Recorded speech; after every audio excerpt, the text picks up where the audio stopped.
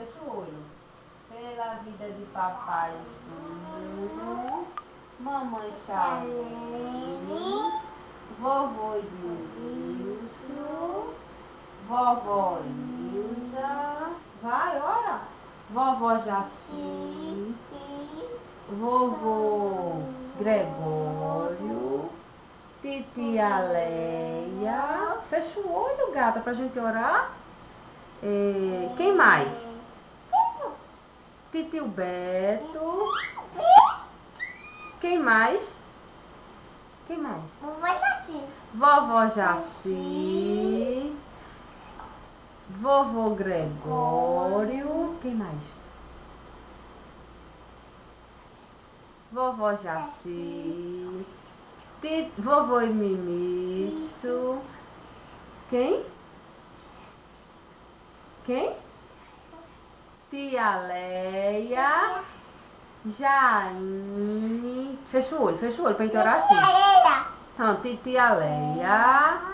Titia Shirley. Jaine. Titio Abraão. Fecha o olho pra orar com ele fechado. Titio Charlinho. Titia Deise. Quem mais? Quem? Titio Beto. Quem mais? Tio Niltinho.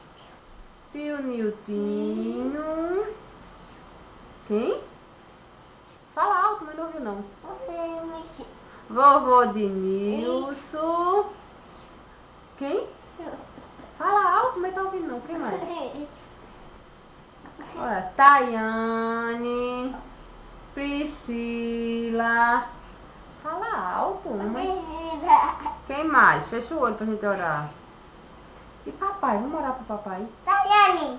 Papai Júnior. Tayane. Ah, Tayane. Quem mais? Priscila. Quem mais? Fala alto. João. Quem mais? Quem? Quem? Quem? Mamãe não ouviu não. Fala alto pra mamãe ouvir. Rita. Abençoa o irmão. Abençoa a Rita. Abençoa o irmão. Amém. Palmas para Jesus. Agora a gente vai cantar. Né? Como é aquele? Se o mestre falou, tá falado. Fazer o que ele manda. Se o mestre falou. Hã? Bora. Se o mestre falou, tá falado. Fazer o que ele... Depois, vamos cantar? Se o mestre falou, vou obedecer o que ele... Agora, tudo que Jesus fala é perfeito. Pronto, desliga, gente. Bota aqui pela...